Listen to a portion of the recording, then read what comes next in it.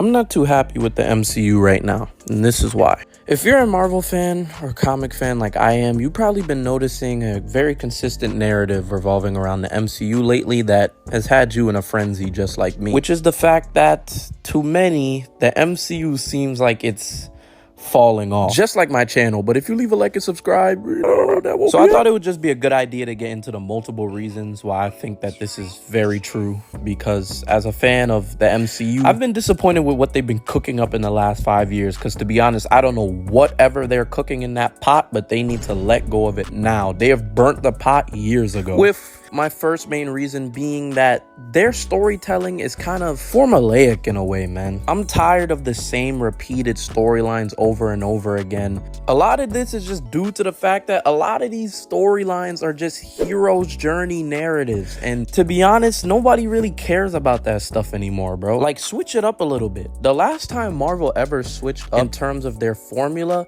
was when the Russo brothers were in charge of Infinity War. It was a good twist that left the fans surprised and hoping for more. I feel like many MCU movies adhere to this traditional hero's journey narrative where the main character has to go through a transformative journey. And I'm just tired of it, man. Like, we see this literally all the time. And the last movie that really made me get sick of that whole thing is Shang-Chi, bro.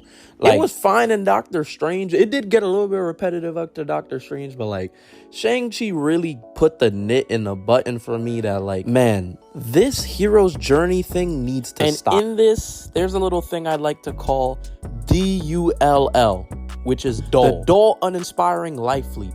It's literally like 1 second these people would be the worst people. Well, not the worst people, because Stephen Strange is not the worst guy. But these people would be people that aren't necessarily trying to be good. And then a life-changing event would happen in their life, and all of a sudden, these people are the goody two-shoes, and they're the most heroic people in the world.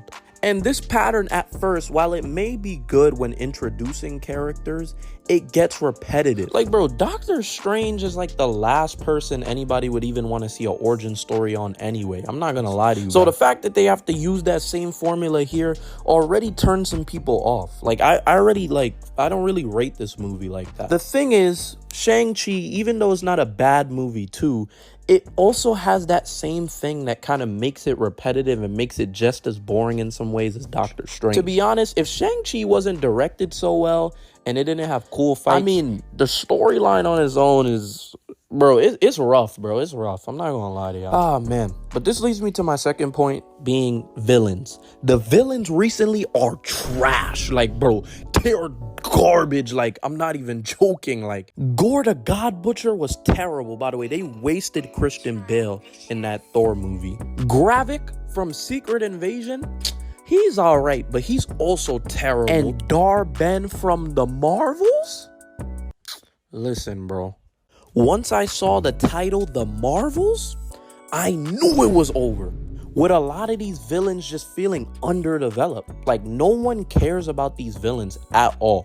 They don't have much motivation. They're less impactful than other villains. And to be honest, I know this isn't fair on the people who are set to write these movies, but Thanos set a standard so high for Marvel movie villains that I think, honestly, you might as well just throw a Galactus in there and all these other villains in these character solo movies. Because, man, these other villains are terrible. And they're kind of one-dimensional, too, with that making these villains feel less compelling compared to other Marvel villains, bro. Even back then, like, Malekith is trash. Like, Malekith is the prime example I'm talking about, and that's why a lot of people don't like Thor: The Dark World. He's criticized for being a one-dimensional villain with limited motivations. And actually, this next one I'm about to get into as my next example is actually one me and my friends were arguing over, and it's Whiplash in Iron Man 2. For some reason, I have a friend that thinks Iron Man 2 is a good movie, but we'll save that for another video. Some people think that Whiplash's character is underdeveloped and he's really not impactful at all. I feel like him being in Iron Man 2 kind of just conflates with Justin Hammer's whole arc he has going on with Tony and their dynamic, which isn't really that bad, but it just makes too much going on. Like, you have Whiplash in the beginning of the movie making us think that he's gonna be the villain, then we get a misdirection, which is fine, but then why bring him back into the story if that misdirection was set for that? I don't get it, bro. But that's the past. Currently, these newer villains are worse. So I don't know. This leads me to my next point. Marvel's over-reliance on CGI.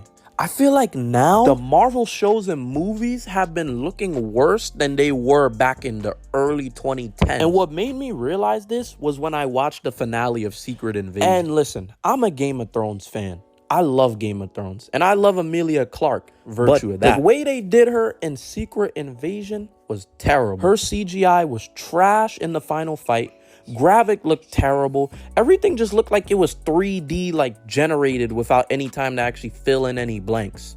And these super big CGI battles kind of takes away the emotional weight of the moment that the movie's trying to build towards. Honestly, I'd prefer Marvel not using CGI in these final battles. Because when I think about it, right? What made fights like Batman vs. the Joker in The Dark Knight so good? What made fights like Cap vs. Winter Soldier so good? The emotional weight of the fight and the stakes that are set up by the story. I feel like you don't need a super big filled CGI battle if you already have the narrative and emotional weight to make up for that. And I'm not saying don't use any CGI at all, because that would just be dishonest. You don't need to over-rely on it to where your fight looks like somebody made it in Blender. To be honest, bro, I'm going to get more into the examples of this. Also, the de-aging technology, bro. The de-aging technology, I don't know who keeps telling Disney to like fund that, bro. They need to throw that in the trash, bro. It makes these people look weird and it makes them look so unnatural. And I know a lot of other YouTubers have pointed this out, but they continue to use it. And now this leads me to my next point. These newer movies, honestly, just feel like they're being rushed. Someone at Marvel, I don't know if it's Kevin Feige, but he's not giving these writers enough time to come up with a good story. And these deadlines that he's setting for them are so unrealistic. When it was first announced that Disney was going to be funding these new Marvel shows under Disney Plus, I was excited and they kicked off very well. WandaVision was actually really good. Falcon and the Winter Soldier was decent, but it wasn't too crazy, but it was good. And Loki is a masterpiece. But what made those things so great is that they were actually given time to become great. All these other shows just feel super rushed. And my example of this is one of Marvel's biggest victims. They've been abusing him for years, Daredevil. Daredevil Born Again was scheduled to come out this year or last year, I think. And now it's being pushed back all the way to the end of 2025, if not the middle of 2026. By the way, for the record, Daredevil Born Again was announced 2 years ago. So yeah, this is looking bad. And now it's leading Marvel to literally push these things back, finally realizing that maybe they need to give the writers some time to actually cook up some heat. To be honest, the whole multiverse saga has lacked direction from when it started to now. The whole Kang thing is fine, but putting him in a movie like Ant-Man 3 and having him lose to Ant-Man kind of diminishes him as a threat. Like, imagine back when Thanos was teased in Guardians or the Avengers. They just had Thanos just get beat out and had him come back again in later movies. I don't know about you guys, but me as a Marvel fan, I would have looked at that and been like, I don't know what Kevin Feige's smoking, but I do not care about Thanos fighting any of the Avengers now. Blood lost to 2012 Cap and Iron Man. They weren't even developed then, in character or in strength. And I feel the same way here. Having him lose to Ant-Man is terrible. At least if it was Thor or someone, it would have been more acceptable. But Ant-Man? And beating Kang in a fist fight. I feel like that's already absurd as it is. But even, like, trying to package this thing narratively could be done, but I feel like their execution is still just terrible. And this leads me to my final point of the video. The new heroes that are set to replace the old ones are trash. I'm pretty sure we made this clear from when Captain Marvel first came out, the first movie. We do not care about her character. We do not want Jane Foster to replace Thor. We do not want She-Hulk. We do not want Miss Marvel. We do not want any of these characters. Not because these are bad characters, but because Marvel has abused these characters so bad in their own individual stories to the point where I don't even see how they're going to be able to make an Avengers movie good. This lineup isn't terrible. Like, it isn't bad, but I feel like the execution of this lineup will be bad. And honestly, man, this dilution of stakes in these stories kind of make me believe it's time to bury the hatchet. The MCU might be done. as we know it.